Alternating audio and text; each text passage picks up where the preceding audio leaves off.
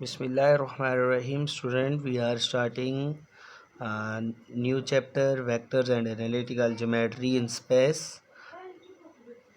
In this chapter, first we will discuss vectors.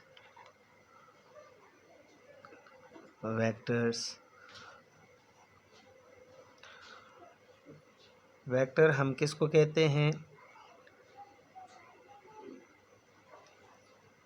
Physical quantity,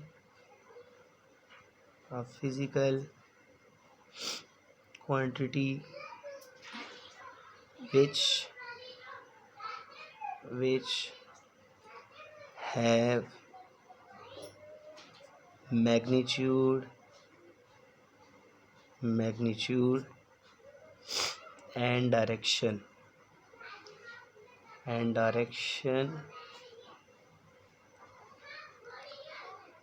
Physical quantity which has magnitude and direction is called vector.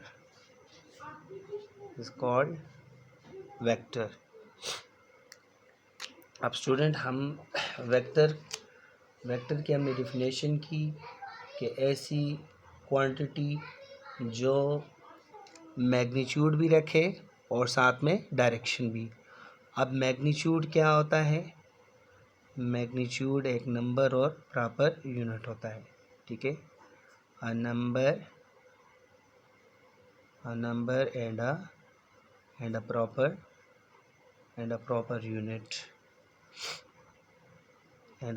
Unit is called magnitude. For example we say 5 kg sugar. अब बेटा यहाँ पर 5 क्या है? 5 is a number, 5 एक number है। और kg जो है, kg is a proper unit. kg proper unit है।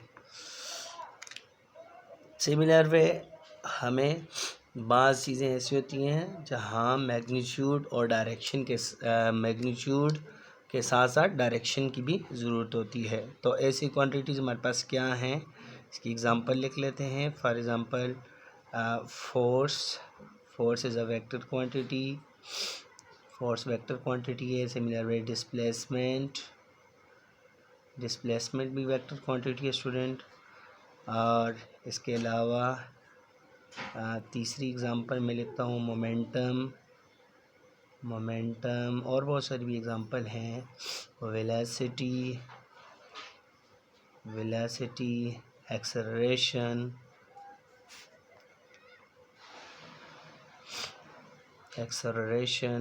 ये तमाम वेक्टर क्वांटिटीज़ हैं। अब वेक्टर्स हम डिस्कस करेंगे प्लेन के अंदर भी और स्पेस के अंदर भी, ठीक है। तो वेक्टर इन प्लेन जो है वो, उसके लिए हमारे पास वेक्टर के दो कंपोनेंट होते हैं। एक कंपोनेंट उसका एक्स एक्सिस के अलोंग, एक उसका वाई एक्सिस के अलोंग। और वेक्टर को हम जो है, सबसे पहले ये बात डिस्कस कर लेते हैं कि जो वेक्टर है इसे हम बोल्ड लेटर से डिनोट करते हैं, ठीक है जी। Vectors is denoted by bold letter और कैपिटल लेटर।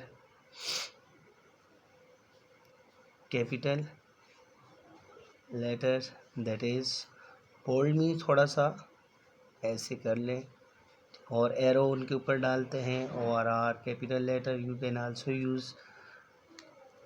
इसी तरह हमारे पास जो वेक्टर्स हैं, इनको physically vectors are represented by a directed straight line.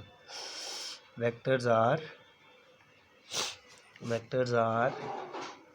represented physically by a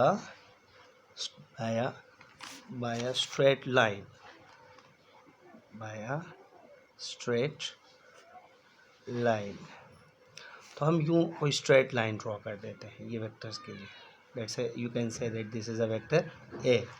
इसके लिए हमने एक सीधी लाइन ड्रॉ कर दी, ठीक है।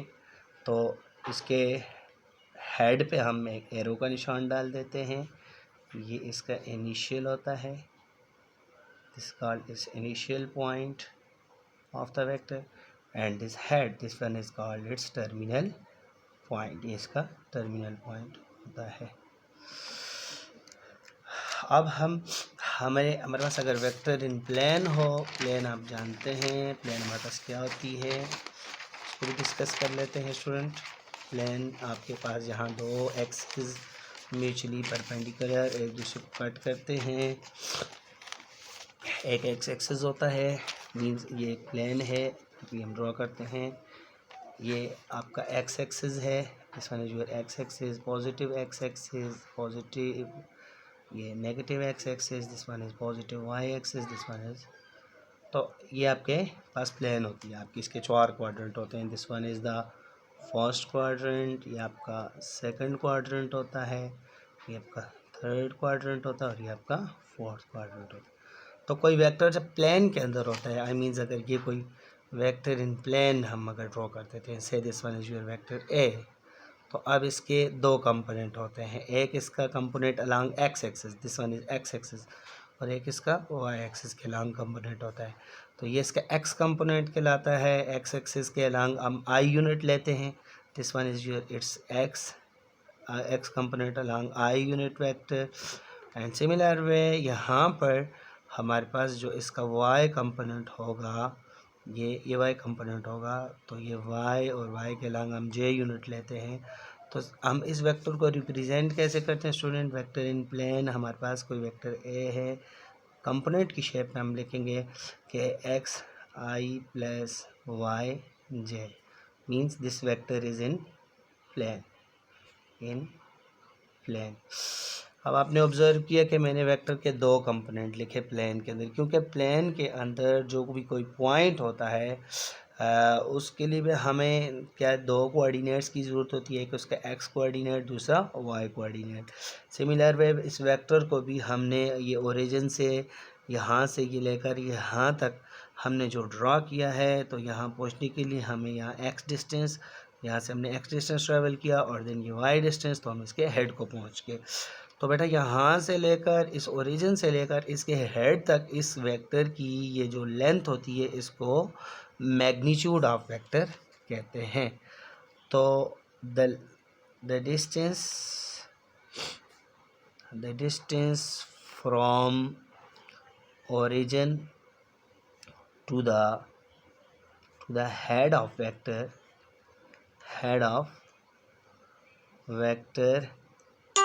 is called its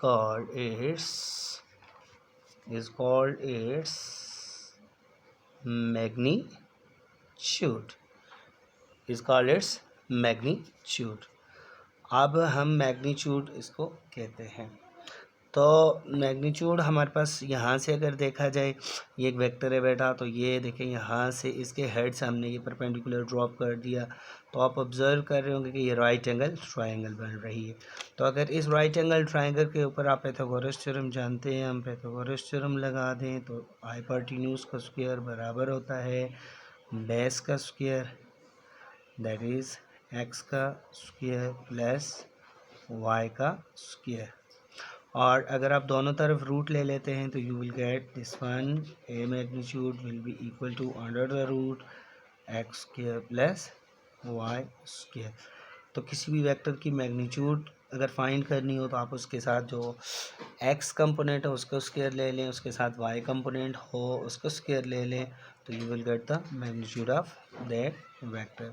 similar way अगर आपको यहाँ पर उसकी डायरेक्शन जो एंगल थीटा बनता है, ये एंगल थीटा जो विद पॉजिटिव एक्स एक्सिस बनता है, ये एंगल जो होता है इसकी डायरेक्शन को रिप्रेजेंट कर रहा होता है, इसको हम कैसे फाइंड करेंगे, तो इसको हम टेन थीटा से फाइंड करते हैं। टेन ऑफ थीटा बराबर होता है वाई ओवर एक्स के, तो we have to find the theta, tan उस तरफ चला जाएगा तो ये हो जाएगा tangent inverse y over x. ठीक है, अब हम एक एग्जांपल सॉल्व कर लेते हैं। फॉर एग्जांपल हमारे पास एक वेक्टर है, हम एक वेक्टर ले लेते हैं, this one is the vector B 2i plus 3j। ठीक है। तो अब हम इसके लिए क्या करते हैं स्टूडेंट, हम कैसे फाइंड करते हैं, इसकी मैग्नीट्यूड कैसे फाइंड करते हैं। हमसे क्वेश्चन पूछा गया कि आप इसकी मैग्नीट्यूड करें, find magnitude of B vector and its direction, और इसकी डायरेक्शन पूछी गई हो तो हम कैसे करेंगे। अब हम ऑलरेडी वेक्टर की मैग्नीट्यूड फाइंड करने का फार्मूला पढ़ चुके हैं। वेक्टर बी की मैग्नीट्यूड फाइंड करेंगे हम, तो क्या कर लेंगे, अंडर द रूट इसके एक्स कंपोनेंट जो 2 है इसका स्क्वायर ले लेंगे, प्लस इसके वाई कंपोनेंट के साथ 3 है इसका स्क्वायर ले लेंगे। तो यहाँ से हो जाएगा बी की magnitude will be equal to under the root 2 का स्क्वायर होता है 4, 3 का स्क्वायर होता है बेटा 9, तो B magnitude will be equal to, B magnitude क्या हो जाएगी बेटा, अंडर रूट 13 हो जाएगा। 9 में 4 ऐड कर दें 13। सिमिलर वे अगर हमें इसकी डायरेक्शन फाइंड करनी पड़ जाती है तो हम इसकी डायरेक्शन कैसे फाइंड करेंगे। इसकी डायरेक्शन फाइंड करने के लिए हमने फार्मूला पढ़ा, क्या होता है बेटा, टेन ऑफ थीटा इक्वल होता है वाई बाय एक्स। अब वाई क्या होता है जी, यहाँ पर वाई जो है वो जो वर्टिकल कंपोनेंट है दैट इज़ 3 और इसका एक्स कंपोनेंट 3/2, ठीक है बेटा। तो यहाँ से थीटा इज इक्वल टू 10 उधर चला जाएगा तो हो जाएगा 10 इनवर्स 3/2। तो अब आप कैलकुलेटर यूज़ कर दें, यहाँ से आगे use calculator and find the value of theta.